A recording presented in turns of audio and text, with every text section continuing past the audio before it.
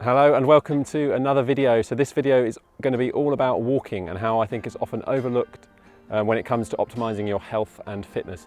There's also going to be a little bit in there of how powerful walking can be for weight loss. So let's go.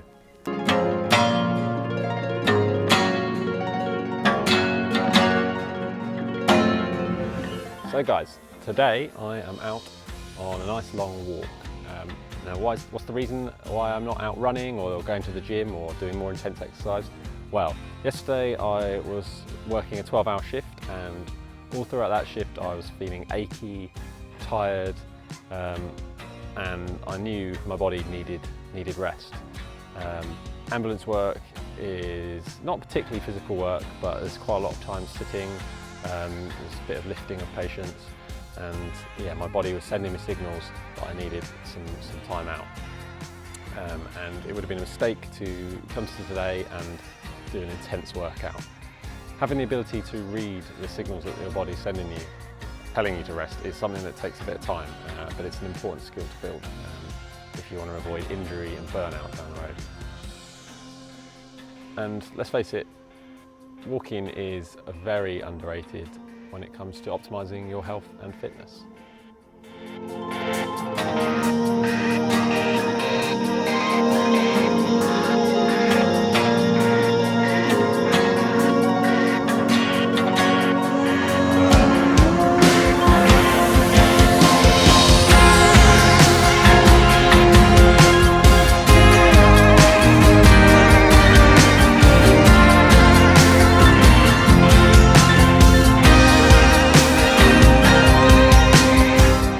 So let's start with some really obvious benefits of walking.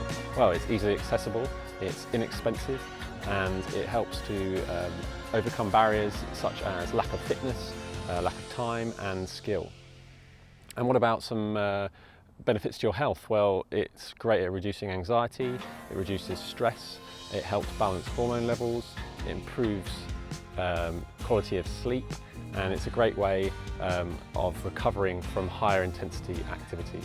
And something else I just want to add is for the shift workers amongst you. Walking can be a particularly powerful asset for you guys. If you've come to an end of a difficult run of shifts, your body's naturally going to be quite tired, quite stressed, you might have a bit of inflammation, and jumping straight into a high intensity activity the day after that run of shifts is not always going to be beneficial. So walking is a great aid to help just reduce that stress and inflammation in the body. Again, that's going to come down to knowing your body and sort of building the skill of being able to read the signals that your body sends you. For the record. Get this one thing clear.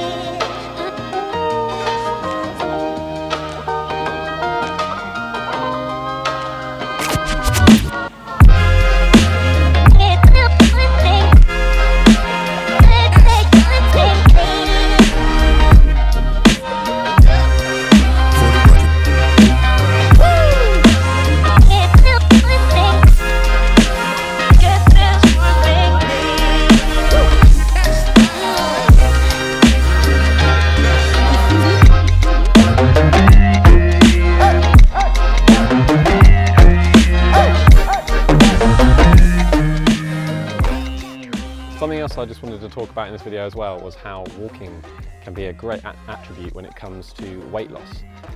Take this walk for example. I'm going to be walking for about an hour, fairly brisk pace, but I expect to burn 300 to 400 calories, which is something that could easily put you into a calorie deficit, which is what you're aiming for if you're looking to lose weight. So effectively, you're trying to burn more calories than you consume. So let's just do a tiny bit of maths.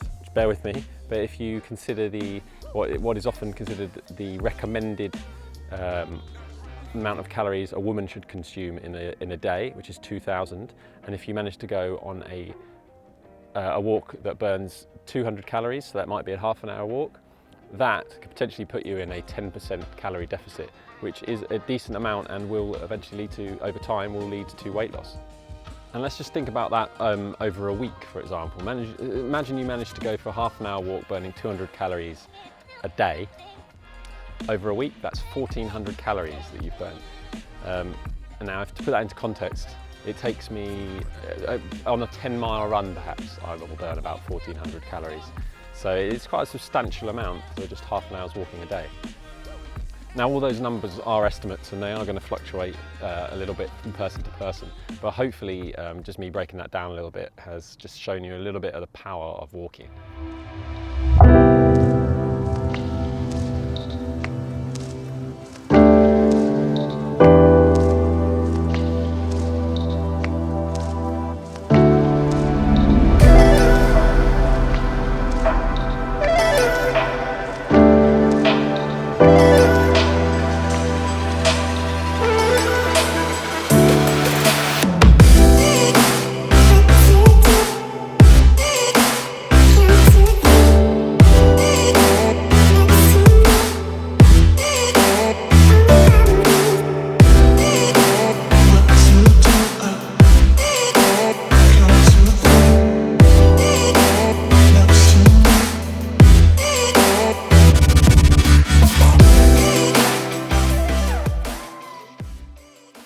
And one of the great things about walking is it just takes just a few little habit changes to introduce it meaningfully into your life.